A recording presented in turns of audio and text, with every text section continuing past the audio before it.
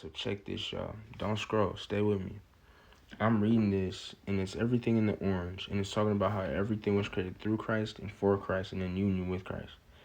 And I'm kind of getting a little confused as I'm reading it, but then I found clarity in it. I want to relay that back to y'all. So boom. In verse 16, it says, "For everything through him God created everything, in the heavenly realms on earth and on earth. He made the things we can see and the things we can't see." So he made everything on this fleshly plane, and through him everything was created in the heavenly plane. Fully God, fully in his human, and fully in his God. Such as thrones, kingdoms, rulers, and authorities in the unseen world. Everything was created through him and for him. He existed before anything else, and he holds all creation together. And when I got to verse 17, something just like, he held all, he held all creation together. That's the part that really had me thinking a lot. And I look back at what the verse is saying to get some clarity. And if all things in the heavenly realm are his and created through him, and all things on this fleshly seeing plane are his and created through him, he is perfect union between God, which he is God, and perfect union between man, which he is also fully man. And then in 18, we get more clarity on this. Stay with me. Christ is also the head of the church, which is his body. He is the beginning, supreme over all who rise from the dead. And in the scriptures, it tells us to die to ourselves and pick up our cross daily, to daily deny ourselves and die to ourselves.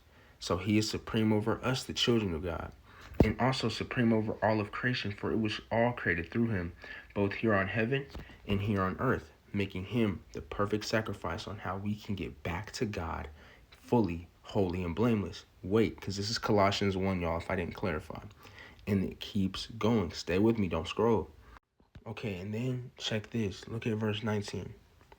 "For God in all his fullness was pleased to live in Christ." And then I was like, what? But Christ is just God in human form. It's like, imagine God lowering himself to where we're at and living our full life and then sacrificing himself so we may live. And through him, God reconciled everything to himself. He made peace with everything in heaven and on earth by means of Christ's blood on the cross. It was only through Christ that we can come to God because we are now reconciled to him. Now, what does the word reconciled mean? Stay with me, don't scroll. We get to what reconciled means. Bringing different ideas, facts, or people into agreement, harmony, or consistency after a conflict or discrepancy. God is saying, through his son's blood, our discrepancy, our transgression is wiped clean, and there is peace with all creation. So we have our faith as humans in Christ. And for all uncertain about who this is talking to, this includes you who were once far away from God. You were his enemies, separated from him by your own evil thoughts and actions. Yet now he has reconciled you to himself through the death of Christ, as in the physical body.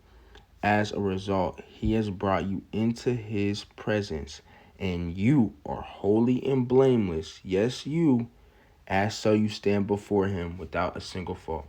So if we stand with Christ in our heart, when God looks at us, he sees us with the mark of Christ, legit the lamb's blood.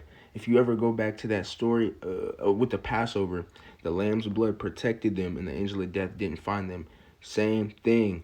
On our hearts, there should be a stamp of Christ. And when God looks at us, he's like, oh, my son's there. Holy and blameless? They are holy and blameless also.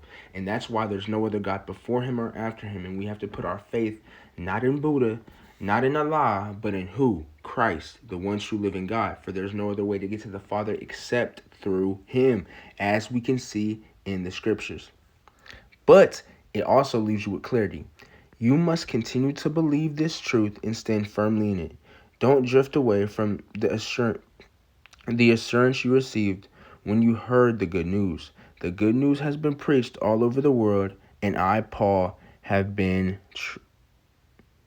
blank as God's servant to... Okay, it says he has been appointed as God's servant to proclaim this.